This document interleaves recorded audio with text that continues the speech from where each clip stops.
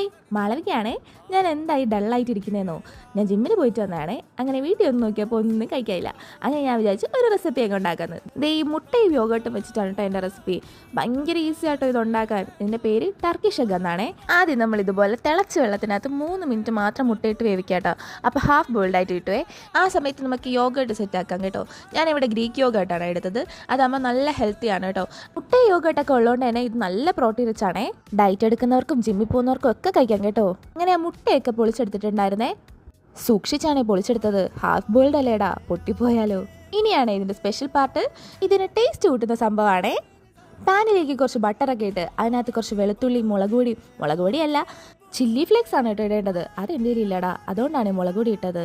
അതെല്ലാം കൂടെ താളിച്ചെടുത്തത് ഈ മുട്ടയിലേക്ക് ഇടണേ. എന്നിട്ട് ആ മുട്ടയൊക്കെ പൊട്ടിച്ചെടുക്കണം കേട്ടോ. എന്നിട്ട് ഫുള്ളൊന്ന് നന്നായിട്ട് മിക്സ് ചെയ്യണേ. എന്നാലേ ആ ടേസ്റ്റ് കിട്ടും. അങ്ങനെ ഇത് നമ്മുടെ റെസിപ്പി ഇവിടെ റെഡിയാണേ. എങ്ങനെ ഉണ്ടാവുമെന്ന് എനിക്ക് അറിയത്തില്ല. അങ്ങനെ നമ്മൾ ടേസ്റ്റ് ചെയ്ത് നോക്കുകയാണ് കേട്ടോ. വിചാരിച്ച പോലെ അല്ലടാ, കൊള്ളാം, നല്ല ടേസ്റ്റ് ഉണ്ട് കേട്ടോ. എനിക്ക് പിന്നെ മുട്ട എങ്ങനെ വന്നാലും ഞാൻ കഴിക്കും കേട്ടോ. എനിക്ക് ഭയങ്കര ഇഷ്ടമാണ്. ഞാൻ സച്ചുവിനെ വിളിക്കുകയാണ്. അവനാണെങ്കിൽ മുട്ട ഇഷ്ടമല്ല, ഹാഫ് ബോയിൽഡ് ഇതിന് ഒട്ടും ഇഷ്ടമല്ല. ആദ്യം വരത്തില്ലെന്നാണ് കേട്ടോ പറഞ്ഞത്. പിന്നെ എങ്ങനെയൊക്കെയോ ഒന്ന് ടേസ്റ്റ് ചെയ്ത് കൊള്ളാമെന്ന് പറഞ്ഞു. എനിക്കത്ര വിശ്വാസം പോരാ. അപ്പോൾ ഇനി അടുത്ത റെസിപ്പി ആയിട്ട് വരാമേ. ബൈ.